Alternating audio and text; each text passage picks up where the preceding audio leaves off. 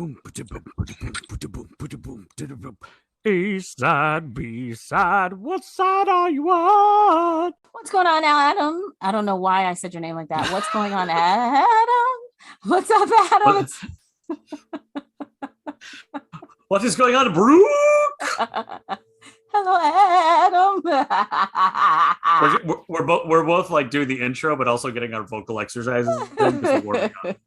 It's not like we've been talking about nonsense for the last 40 minutes and had to restart the podcast. That would be weird. Oh my goodness. And I'm not even going to take that out because it was just too darn funny. So anyway, it's real. It's real. We're all about reality here. Another episode of A-Side, B-Side podcast. Before we jump into the podcast, like we do each week, I watched Stranger Things. Yes. I have finished all 7. I'm not going to spoil it. Oh, I am only on episode 4. Oh. I've been trying to kind of like watch one a day because the first day I watched like 2 in a row and I was like, and it was like all of a sudden 4 a.m. and I was like, Adam, you need to stop. Yeah. You're supposed to go to sleep now. So I've been trying to slow roll it. I haven't even watched Obi-Wan either. It's been gorgeous this weekend. It was a holiday weekend. I read a book. Whoa. Which was so nice. Because there was a point like 6 years ago where I was reading 50 books in a year. Mm-hmm. Like I was reading a book a week and that was like my goal. And then over the last like half decade, I've just stopped reading completely. Mm-hmm. And we talked about, I wanted the new book that the next Jack Reacher TV series was going to be based off of. And I forgot how like a lot of those, whether it's like the Dresden Files or the Jack Reachers or like the Tom Clancy's or John Grisham's, like you just get into them. Mm-hmm. And then you're flipping pages and all of a sudden, like I read it in 2 days, which felt pretty quick for me. So I did that. I watched a little bit of Stranger Things. It's been super beautiful outside, lots of work. We had hail, which was scary the other day. You even texted me and said that, like there's baseball sized hail, and I'm like, not here. We got like pebble sized hail, but yeah, there was some like photo floating and it just said in Minnesota. So I was like, was that you? And you were like, no. I know up north because the cities, we've got this giant heat vortex because of all the houses close together and all the businesses and stuff that like storms tend to break up when they get here, but they will be coming across the plains, just these giant like lines of thunderstorms with lots of red and yellow and white in the radar. And up north, because there's just nothing to stop them, they can get hit really hard. So my oldest is actually headed to camp this weekend as a counselor for the next 2 months. So if we could avoid any stories about camps for the next 2 months, that would be great. You got it. But I'm more worried about the weather because it can get so brutal and these storms are just so massive. And I don't know if it's recency bias. Like it feels like lately we've had much bigger storms. Like a lot of the times you'll be down there in Lincoln and I'm up here in Minnesota and the same front will be touching like both areas. Mm-hmm. So it feels like they're just giant, but I don't know. Like I'm not a meteorologist. Maybe this is all just kind of how it's always been, but they feel bigger. Did I tell you about the show Love on the Spectrum? You did. I've actually had a couple other people tell me about it and rave about it as well. And the kids that are like the toddlers who get to go do grown-up things and we follow them with the camera. Yes. Oh my gosh. Yeah. Yes. It's so great. It is so great. I told you about that one too. Yeah. Yeah. Yeah. And other people have as well. And I'm just like, I don't know that my anxiety can handle it. No, it's so good. It's so, because you're like just so rooting for them. And you've got to think their culture is completely different. It's not like the whole town isn't looking out for them or the whole block or the whole street, whatever. Like there are people along the way encouraging them. Plus there's like 15 million camera people like following them along their journey. So and security, like so this kid is not alone. They're never alone. Right. Yeah. Yes, it makes you feel like they're doing this accomplishment by themselves, but they're never truly alone. So keep that in mind. But it is amazing. I love that show. And then Love on the Spectrum is about people with autism wanting to find love. And I have my favorite couples, which I feel bad saying it, but I do. I have my favorites in the show. And I mean, that's just natural. I mean, I don't think that's mean in any way, shape, or form. It's just you gravitate towards certain characters and certain people. It's human. so I finished that, and then I started okay, two shows. One I finished because it only had 2 seasons. Like UK seasons are so much shorter than American seasons. So it's Criminal UK, and there's 2 seasons of that. It's only 7 episodes. It's like But when you how say long like are the seasons, episodes? like an hour, just an hour? Because 45 I know minutes like to an hour. like the Sherlock series with Cumberbatch and Martin Freeman, they'd be like season was only 3 episodes, but each episode was like an hour and a half to 2 hour movie. No, these are only like 45 minutes. These to are an like hour. 45 minutes. Okay.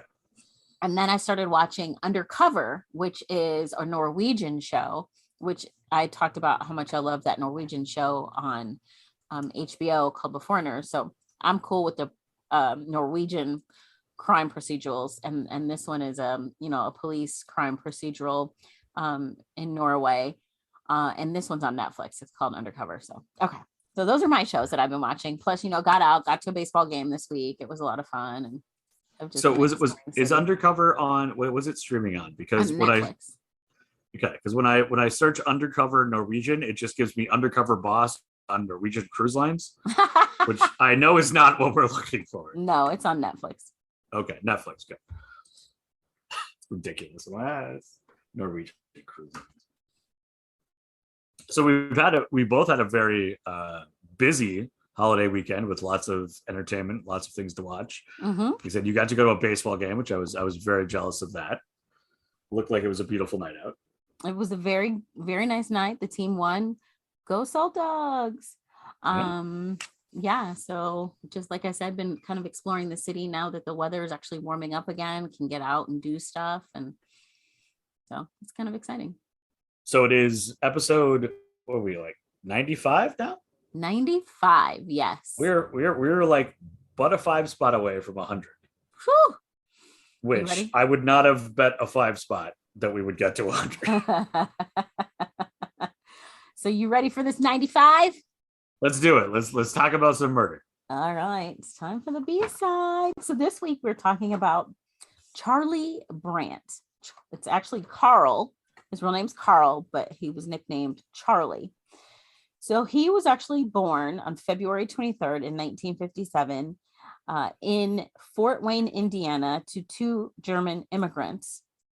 It was Herbert and Ilse Brandt. They had actually moved from Germany to Texas, and then they moved to Connecticut, and then they moved to Indiana. In the 40s, 50s. Yes. Yeah. Where it wasn't like you were just calling up U-Haul. Right. So Herbert Brandt worked as a laborer for the Division of International Harvester. And he eventually he worked his way up from a draftsman to a project engineer. So he was making money moves. Way to go, Herb. Well, because the family moved around a lot, that resulted in Charlie and his older sister, Angela, moving and attending several different schools. Which can be hard on kids. It's tough to be the new kid in school. Mm-hmm. Mm-hmm. So Charlie was actually thought of as a really good student, but he was shy. And like a lot of kids, when you move around a lot, sometimes some kids just adapt so easily. But then there are others that have a really difficult time adjusting to new surroundings. And Charlie was that one that had a difficult time. It was shortly before Charlie's birth that Herbert was transferred to the International Harvesters plant in Fort Wayne. The family liked to vacation in Florida. Don't they know it's only crazy folks? Sorry, Florida, but y'all know y'all crazy. It was a different time. Maybe they weren't as crazy in the 50s. It was just like really hot and sweaty, and there was no Disneyland. It was a totally different Florida. So Charlie went hunting with his father, Herbert, and they would hunt small game. Well, on the evening of January 3rd, 1971, around 9 or 10 p.m., Angela, Charlie's older sister, has recounted that the family had just gotten a color TV and they were sitting around and they watched the FBI, that's the name of the show, with Ephraim Zimbalist Jr. And then after that show, they all decided to go to bed. Angela said she was reading a book in bed for a while once the family turned in for the night. Herbert was shaving in the master bedroom, not in the bedroom, the bathroom, while Elsie, who was 8 months pregnant at the time, was taking a bath. Angela said she heard loud noises that sounded like firecrackers. And then she heard her father say, or actually yell, "Charlie, stop." And then her mother told her to call the police. She yelled for her to call the police. Charlie, who was 13 at the time, had actually walked into the bathroom and he had shot both of his parents at point blank range with his father's handgun. Completely out of the blue. Yeah, completely out of the blue. Yeah.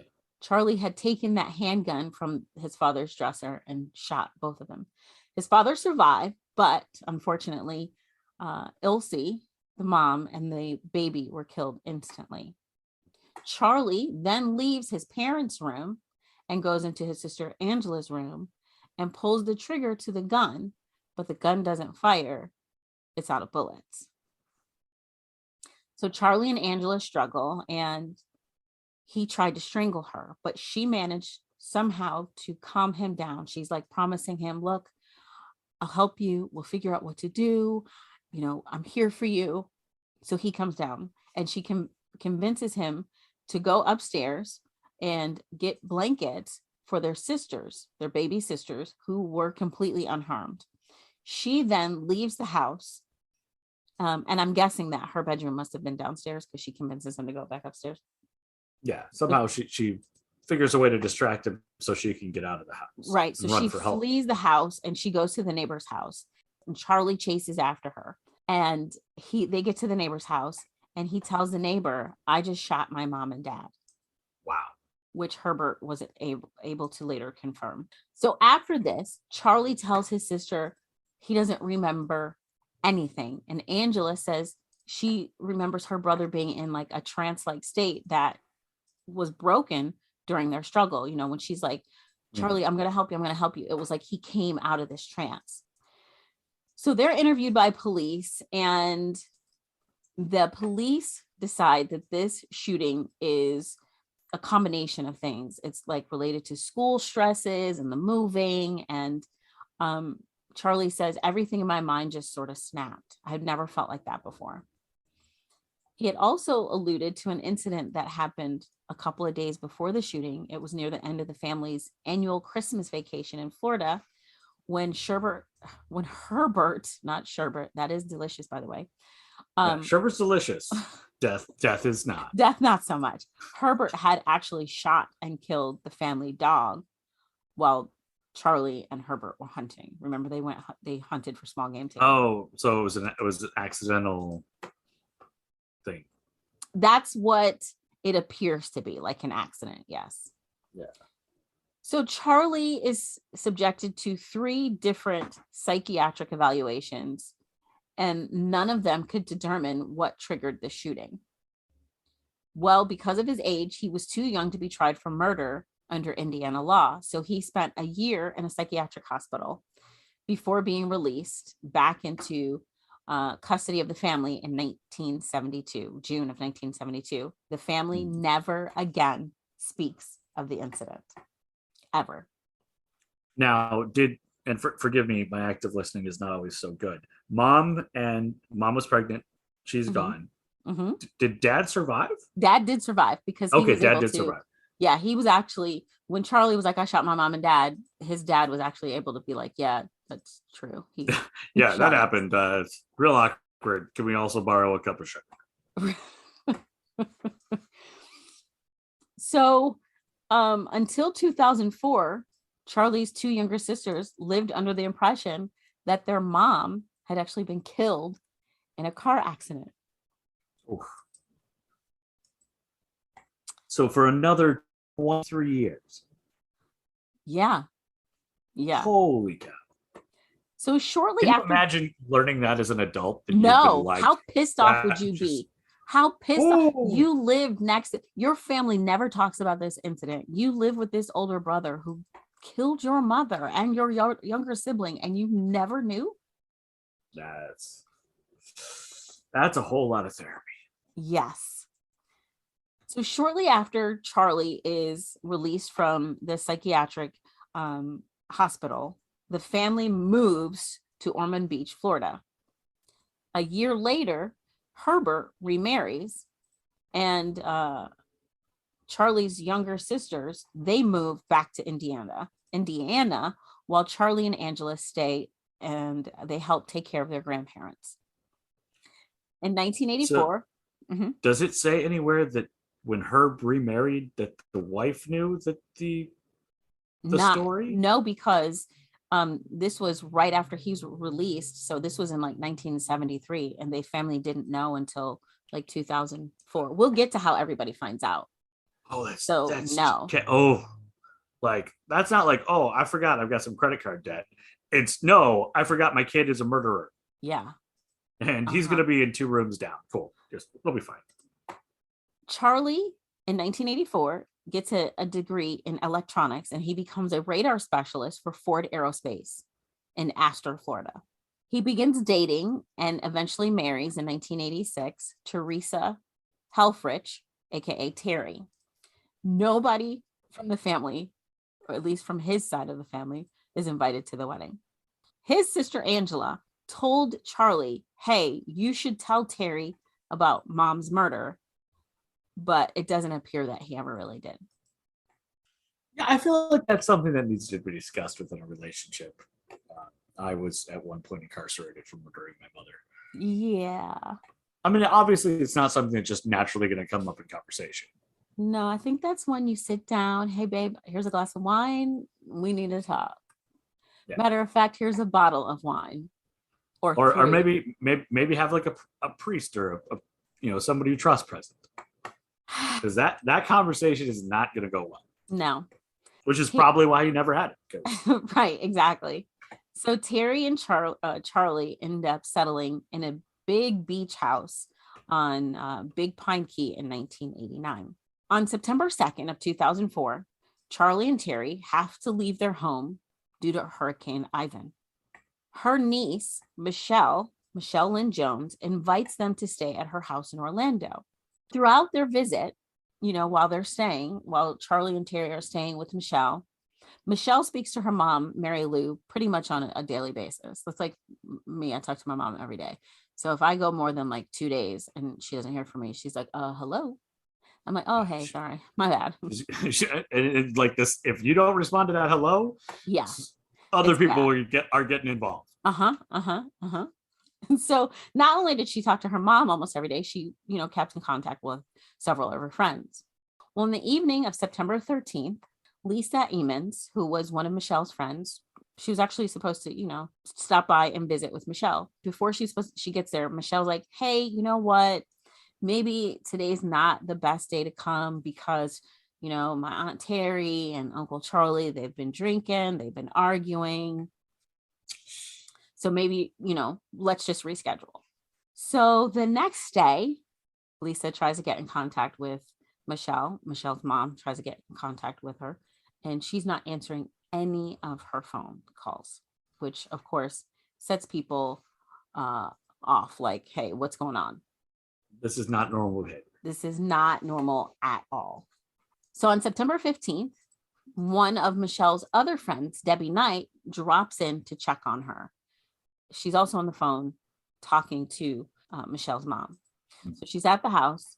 She tries the front door. The front door's locked. Because when mom couldn't get a hold of her, she called the friends, just like your mom would, being like, hey, go over there and check it out. Right. So she's on the phone with Michelle's mom. The front door is locked. So then she goes through the garage and she sees something very disturbing. In the garage, she sees Charlie Brandt's decomposing body hanging from the rafters. He had apparently hung himself using bed sheets. The garage door was mostly glass, so she was actually able to see him through the glass. So she calls the police, who enter the house, and they find the bodies of Teri and Michelle. Michelle had actually been stabbed 7 times in the chest while she was on the couch. In her bedroom, Michelle had been completely decapitated and disemboweled. Her heart and her organs had been removed. And this is trigger warning. This is graphic. Her head was sitting next to her body. The weapons that had been used to stab her and to, do all the cutting were knives that were in her kitchen. They were from her own kitchen. Oh my God. Police said that the precision with which he had disemboweled her was that of a surgeon. So I'm just going to go on a limb here. Like, no way this is his first time. No. So, of course, now the police are investigating, and they go to Charlie and Teri's house on Big Pine Key, and they find that he's a monthly subscriber to Victoria's Secret catalogs. It was a name that it was a nickname he had actually given to his niece, Michelle. It was Victoria. Victoria's Secret. Yeah. Well, that's extra creepy. Right.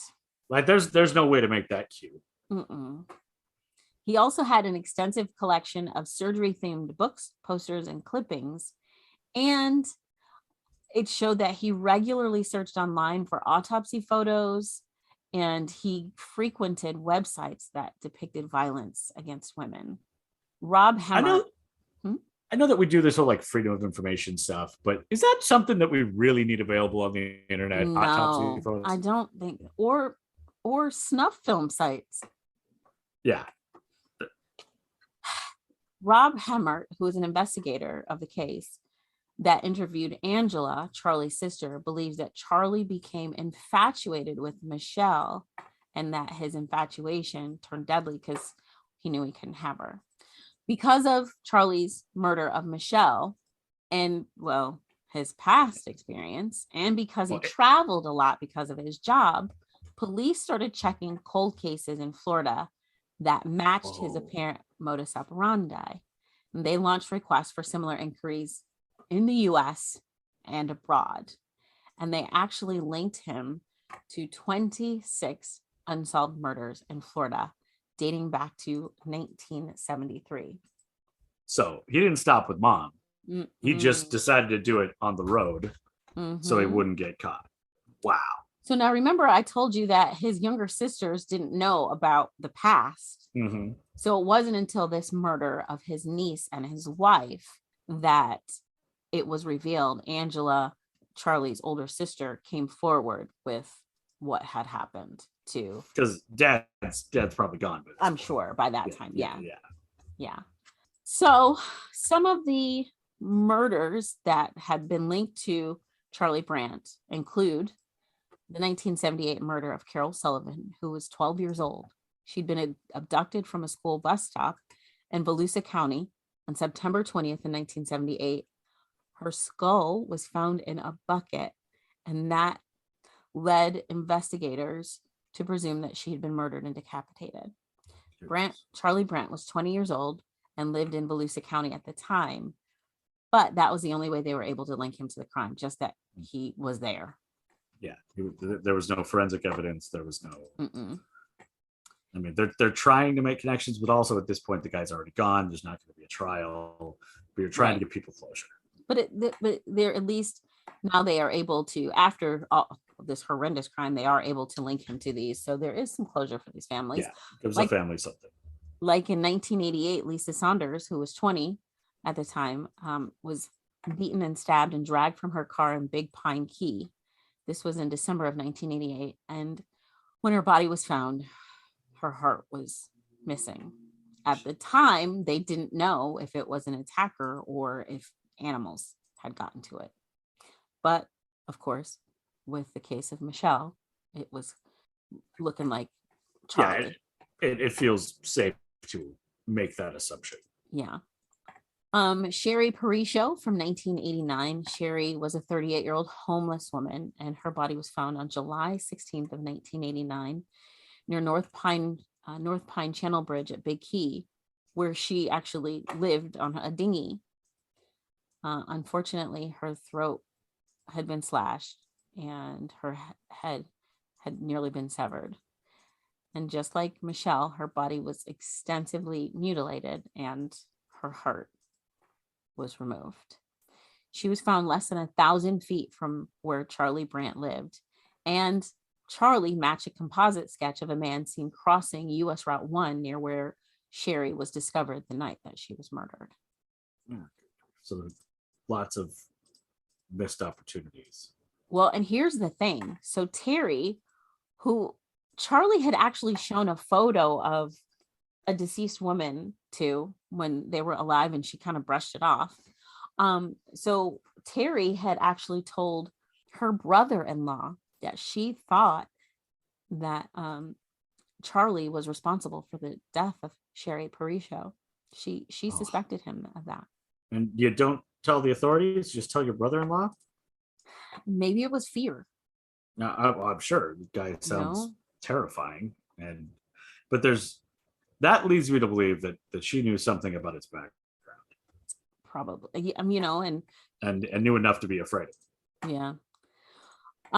Based on the evidence that was found, Monroe County investigators declared that Charlie Brandt was in fact the murderer of Sherry Parisho and officially closed the case on May 6th of 2006. And then another suspected victim of Charlie Brandt is Darlene Toller, who's 38. She was a sex worker from Miami whose body was missing her head and heart. She was wrapped in plastic and she was discovered near a highway, the same highway that he regularly used, and he kept a mileage record of his travels, which shows an entry for 100 miles, the driving distance between Big Pine Key and Miami on the day of her murder. Which I'm sure he had to, like, for work, he was reporting it so he could get, paid for the mileage. But it also was, they were also able to use that as a sort of a, as evidence of his likely involvement. Yeah. So, Charlie Brandt, no longer with us. He of course, ended his own life the day that he took the life of his wife and his niece. And that is the unfortunate, horrific story of Charlie Brandt, who pretty much from the age of 13 had been on a killing spree. And no, I don't know. It's easy to say from an outsider's perspective that you should talk about what has happened in the past. And there's the idea that you want to forgive and forget and people change. Sure. But clearly he hadn't. Right. Clearly he had not. And was there anything about, I know because he was so young and they wrote it off to what he was going through in life, but did he receive any sort of counseling? Well, he was in a psychiatric hospital for a year. Oh yeah. So that clearly didn't stick. No. But there you go. Yeah. I mean, it is amazing how many times it feels like when we go through these stories, there's always, not every time, but many times there's a chance that it could have been stopped earlier. Mm-hmm. And that just keeps popping up. And I know it's not easy to, but I think for me, that's the most frustrating part as a listener is how many times this could have been stopped before. Yeah. That is the terribly disturbing, sad story of Charlie Brandt. Now, did he have a weird nickname at all? I missed that. I don't think. No, his name was Carl, and he just was called Charlie. Yeah, but he wasn't like the Grand Forks mauler or anything. Yeah, he wasn't the Big Pine Slasher or anything. Yeah, because this was all put together afterwards. Yeah, they didn't realize everything until after the fact. So I don't know. It feels like there's a lot of different people showing up without their head. maybe. Yeah, but if you don't, I mean, but if you've never connected him to, I mean, think of his mom. He shot her. So how would they connect? I mean, nobody. That was not part of his modus operandi the first time. So no. So, I mean, they wouldn't have any reason to connect it to him. Of course, after he's 13 and he gets his psychiatric treatment, they think he's cured and he's living the best life. Yeah. And I mean, I guess you want to believe it. Right. But there you go. That's the story of Charlie Brent. And that is the B-side. So one of the favorite things for me about this podcast is I think it might be the only place on the entire internet where you can go from righteous anger about horrible acts like Charlie and all these murders that we find out after the fact to completely ridiculous anger about cartoon series not being rebooted. And so for the A side today, we were traveling down the rabbit hole of, in my opinion, the greatest. Breaking news. What? I'm so sorry. Breaking news. It just came out. Johnny Depp won his libel case against Amber Heard. He got $50 million? Let's see. It says he won. I don't know the exact amount, but he won his libel case. Wow. Well, the what are we all going to do now during the day? Yeah, seriously. It's been like 3 weeks of like this and creating memes and GIFs and GIFs and all that stuff. And I do not feel like either of them comes out looking super great in this scenario, but he's definitely one. Yeah. I don't think people are going to be protesting when he gets his next role like they were a couple years ago. So yeah. It is amazing what trials we choose to broadcast. Yeah. This one was a major one. It was huge. I mean, everybody was talking about it. Everyone had reactions. So, I mean, it appears, and libel is incredibly hard to prove when you're a public figure. Like everyone when this started, like every article I read was like, people like, well, he's doing it because he has to and he wants to, but it's never going to work. But darn, it worked. It worked. Or defamation libel. It's especially when you're a public figure, it's very hard to do. I mean, if it was easy, like everybody who gets lampooned on SNL would sue Lorne Michaels every week. Yeah. So he had an amazing legal team. I'm not gonna lie though. Like watching his legal team, I was like, this is why I wanted to be an attorney at one point in time. And they have, just like the OJ trial, they've become stars. Mm-hmm. Like these two I'm sure they're exceptionally high-priced lawyers are now like at least even more high-priced. Even more high-priced, but also like they can go and do, like, they could be the talking head on any TV channel, like about any future court case and get a check, or the next celebrity is going to hire. Because I mean, after the OJ trial, you had Cochran and Kardashian and who was the other lawyer? Lee. Yeah, who were all like from that point on celebrities themselves. And I mean, I've seen more like GIFs and little TikToks about his lawyers. The one where his lawyer is like getting ready and like they're like calling the court to order and he's doing a little dance because he's so excited and he's about to like cross-examine Amber Heard is everywhere. It's like find you a job that you like as much as Johnny Depp's lawyer likes his job. Yeah, seriously. All right, sorry for. I mean, I guess no, it's okay. They're not on the, because I can't even name either one of them. They're not on first name basis yet, but I think we're gonna get there after this. 100%. Absolutely. And they should. I mean, this is a very hard case to prove. It's a very weird case. Oh yeah, and everyone will want them to be their lawyer if you're a celebrity. And this is not, I mean, we're still seeing like whenever there is a high profile celebrity case, it's like Gloria Steinem? Yes. She's like the celebrity lawyer, but she seems to be everywhere. It could be like a completely unrelated thing, but it gets a little bit of news and all of a sudden, boom, she's there. Yeah. and there are.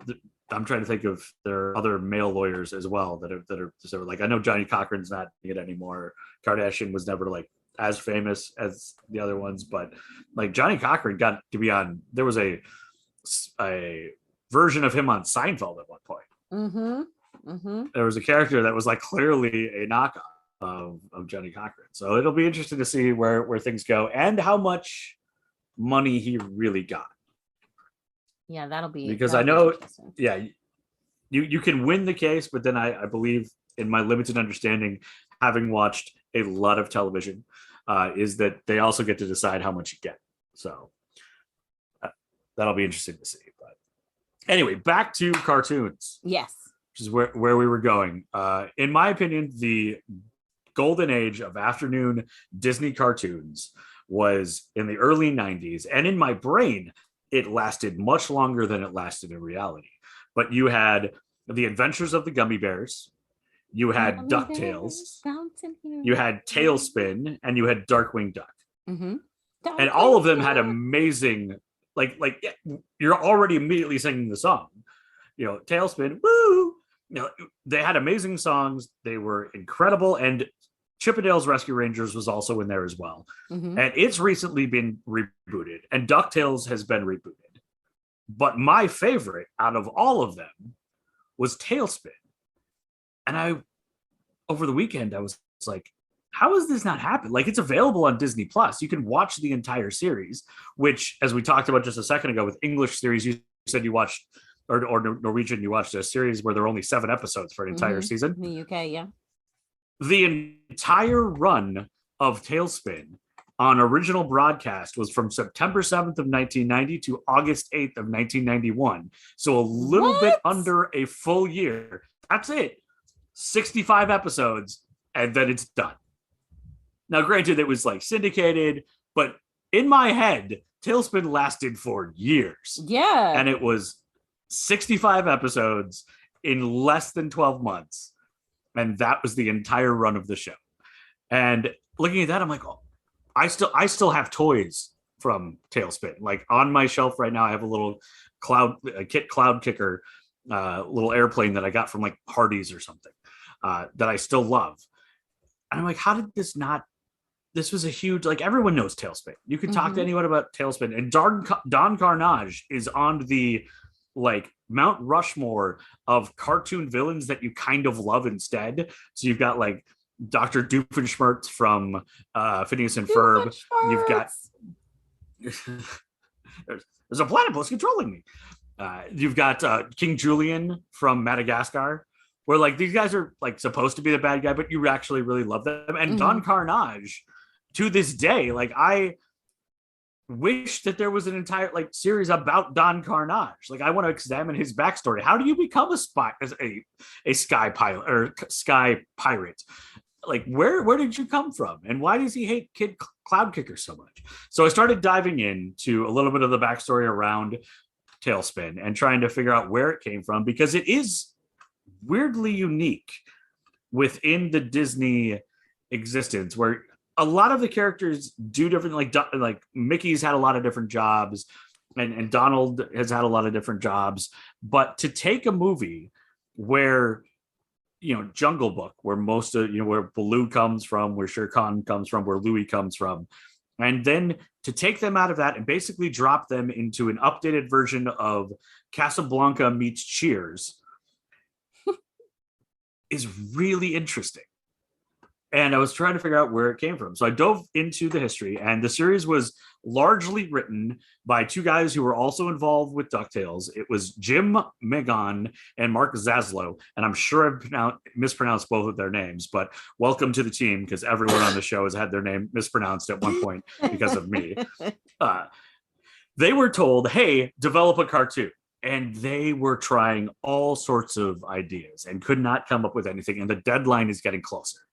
So when the deadline gets closer and you have to create something that's creative, you start kind of just going at the weirdest level. Like, okay, we've tried all the logical stuff. As Spock once said, when you've eliminated all the logical reasons, then the improbable, no matter how illogical, could be the reason. That is a horrible paraphrase, but you get the point. So they decided, hey, we've been watching this show that I didn't even know existed until this research. But in 1982-83, there was a show called Tales of the Gold Monkey. And it was an American TV show. It lasted for only 22 episodes, so a third of as many episodes as Tailspin itself. It was one season, but the outline of Tailspin and this TV show, Tales of the Gold Monkey, is eerily similar. So Tailspin takes place in this unknown, unnamed island where there is a city, and this guy is a cargo plane pilot, and he's got a friend who runs a bar, which is really similar to the bar from Casablanca, and they deal with bad guys, and there's some intrigue and whatnot. The setting for the series Tales of the Gold Monkey, and I just threw my mouse, so forgive me, I have to go get my mouse. I was so excited, I threw my mouse. Is about a guy who lives on an island and has an air cargo service, and whose best friend is named Louis and runs a bar. So they basically were like, hey, this was an interesting TV show that has been gone for, 6 years now, 7, 8 years now, when they're developing in the late 80s. We'll just do that.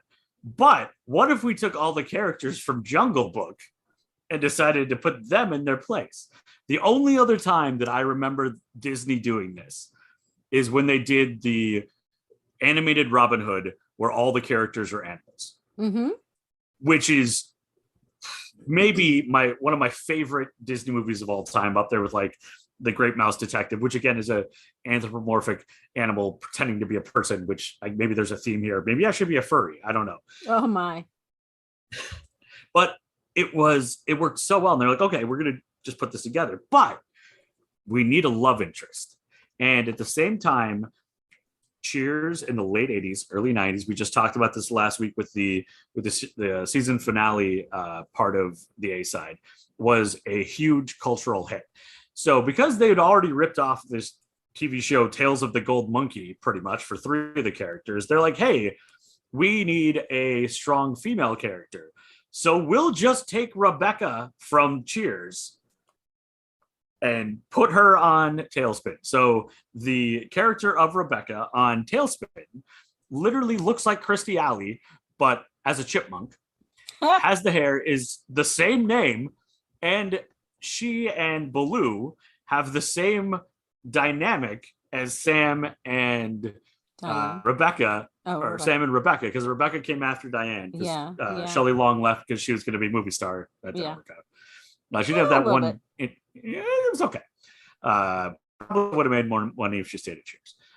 So same exact dynamic. So like, okay, we'll rip off Tales of the Gold Monkey for our premise and a couple of our characters, and we'll take these Jungle Book guys and just shoehorn them in. So Baloo's going to be a cargo pilot now, and Louis is going to run a bar like Mac from Casablanca, and then we'll have Rebecca there who comes over, and she and Baloo can have this Sam and Rebecca sort of dynamic, and we'll go from there. But we want to have the same sort of dynamic that we had with Baloo and Mowgli in the Jungle Book. That sort of, father, son, big brother, little brother vibe. So we will invent a totally new character called Kit Cloudkicker.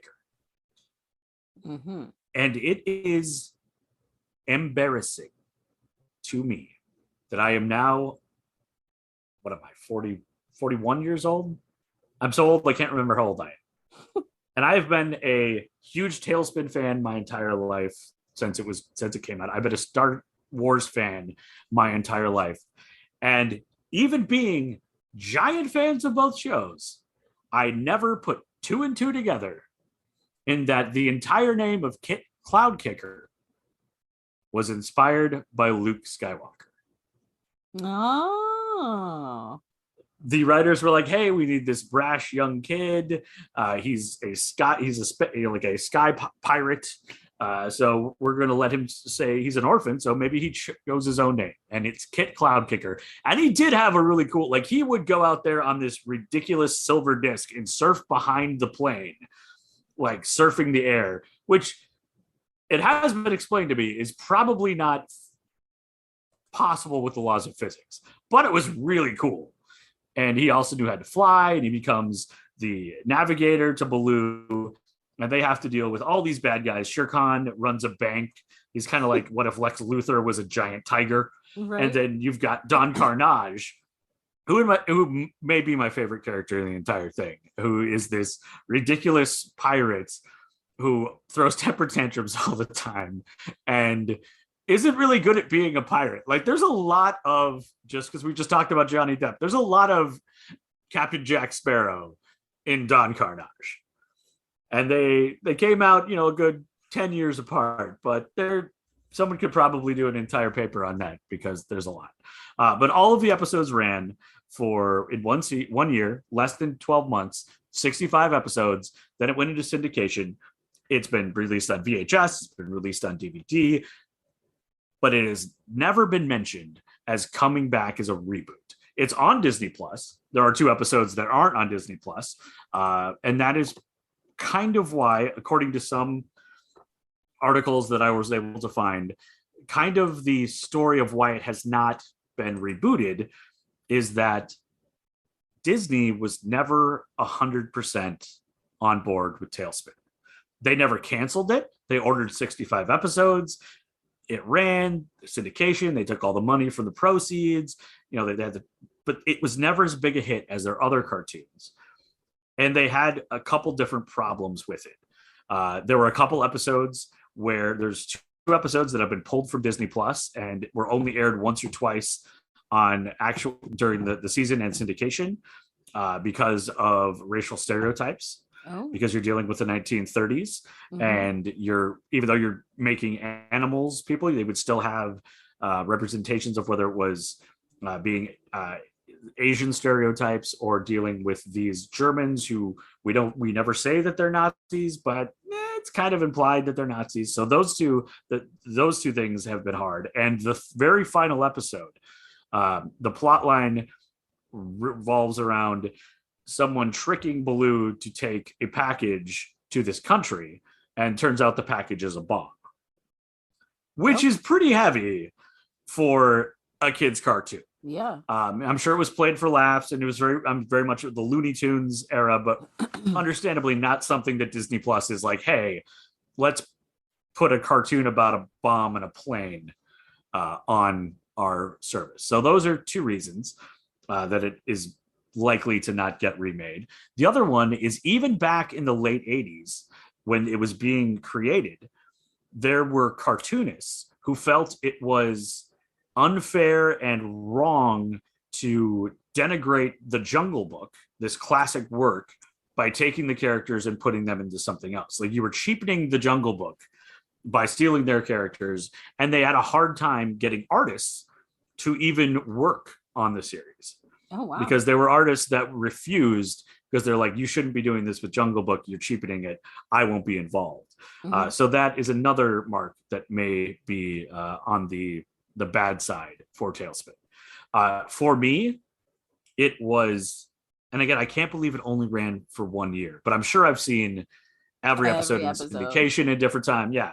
I mean, I've in various times before Disney Plus, I was looking at the DVDs and I'm like, gosh, you really don't need more DVDs at them in an era when no one has DVDs. And I have watched two or three episodes in the last couple of days just because I was excited about this and got back into it. And they're still fun. They're still very silly. There are still some, questionable stereotypes in there. I am frustrated not only that I never thought of the Kit Cloud Kicker Luke Skywalker name similarity, but I never, until I was reading articles, I never put the Sam and Rebecca, Baloo and Rebecca combination in there. And watching it now, after I just watched some Cheers episodes last week because of the finale A-side, I'm like, holy cow, some of these scenes, it feels like you could take the script and use it in either setting and it's the same script. It's kind of amazing. Their relationship is so similar, and I love that they didn't even really hide it. They were like, her name's Rebecca and she's gonna look like Kirstie Alley but a chipmunk, and they're gonna fight all the time, but they're kind of in love. We really want them to get together, but they're never probably going to. So it definitely holds up. You can find TaleSpin on Disney Plus. Unfortunately, I have done some deep searching and I cannot find Tales of the Gold Monkey, the 22 episode series that pretty much inspired Tailspin, anywhere to stream. You can't even really find it on YouTube. And YouTube is usually, when I can't find an older movie or show, I will try YouTube because there's usually somebody that's uploaded it on there, but it is not on there. It is only available on, I believe, DVD. You can get from Amazon or places like that. You can't even buy it to download it. So if you want to see the Tales of the Golden Monkey, which I do, I'm probably going to end up buying the DVDs because it's going to be really weird to see the exact same plot line, but with people instead of cartoon animals. So I have, after this experience, my hopes of Tailspin ever being rebooted or redone or made into a full-length motion picture have been dashed, because I think there's just too much in the background, kind of like with the Black Cauldron, where they don't really, Disney, when they decide they don't want to talk about something anymore, they don't talk about it. They're like that guy's family. They're just like, we're never going to talk about it. We're not going to talk about it. And they don't talk about it. So the great thing is we can still watch the entire series. It's really well done. Ton of classic voice actors. But as soon as I read it, I realized it, but I never put it together. Rebecca, her voice is Sally Struthers. And as soon as I read that, I was like, of course it is. But I did not know it at the time. She's really the only famous name in the entire cast outside of people that were voice actors for years and years. They tried to get the original Baloo to come back, but by that point he was in his 80s. And I think the article said it in a very kind way, saying at that point he'd lost some of his comedic time. So they ended up replacing him after he recorded 2 episodes, and it just wasn't the same. But I think it's cool that they tried to use the same voice, even though the movie and the series were very far apart. I mean, I believe the Jungle Book came out in the 60s, maybe 70s. I should know that, since I have an entire internet right in front of me. Well, but that was cool. Yeah. Nope, that's 2016. Okay, we're never 67 was the original film. So, I mean, 20 years later, understandably, the guy's comedic timing has changed a little bit. So, but you can watch Tailspin on Disney Plus, and don't get your hopes up for a revival, because it seems like that ship has, or that seabird has come and gone. Oh, I see what you did there. I forgot how much I loved it. That's one of the coolest thing about these things, is I'll just rediscover this complete love and joy for something that you grow up and you try to. And I think there's some comment that's like, when you're a kid you did things as a kid, and now you're an adult you do things as an adult. That's baloney, dude. Like, the stuff you loved as a kid is still cool. So you're allowed to love it still. And that's mostly me talking to myself, but it's also me talking to you. So don't be afraid to love the stuff you used to. It's not just nostalgia, and a lot of it does hold up. Right. Is that the A side? That is the A side. Awesome. Well, like we do each week, all of our sources will be posted on our website. Which is A-side, B-side podcast.square.site or A-side, B-side podcast.com. Both of those should be working. We're also, when you get there, you'll be able to link to your favorite service to listen to podcasts, which is ironic, because if you're hearing this right now, you're already listening to it. But if you want to try out a different service like iTunes or Stitcher or Spotify, they are available. We've also got tons of merch. So if you want to get a side B-side thong, those are not available yet, still in production. Unfortunately, you'd be surprised, even though so little fabric, supply chain still an issue. You can get any of our merch on there. If you want to support the fact that Brooke has to edit out most of my inappropriate jokes, then you can buy her a coffee at buyusacoffee.com, A-side, B-side podcast. Like and share all of our stuff on social media. I tried to make an ad this week on Facebook, and Facebook and I, the advertising platform, have not hung out in about 3 years. And we're still in a fight. So that's fun. We were fighting 3 years ago, and now we're fighting again. So if you see an ad from us, feel free to like it. I get 3 to 4 emails a day, either telling me it's active or it's been deactivated. So it feels kind of like the 2 step forward, 1 step back. So if you see any of our ads, please like them because they're going to disappear within minutes. But we appreciate all of the people that do follow us and link, like, and download. It is always cool to see those little notifications pop up. So if you're like, oh, I don't want to bother them by liking their post, they're so busy, please like it. Please like it. Please like it. Did I miss anything, Brooke? Nope, you got it all. And I can't believe we are and a few things that we didn't need. We've got your list verse page and also your Tumblr. It's okay, Adam. We don't need that. Oh, my bad. But seriously, thank you so much. 95 episodes. This has been amazing, and we hope to keep going. And well, I guess that's happy June, by the way. Happy June. Yeah, it is June. I don't know if there's a holiday that happens on June 1st, but our holiday in Minnesota is every first Wednesday of every month. We test the tornado alarm, and everyone forgets for about 30 seconds. We all have a heart attack, and then we realize. So it's always super fun. Oh, man. All right. Thanks, Adam. Thank you, Brooke.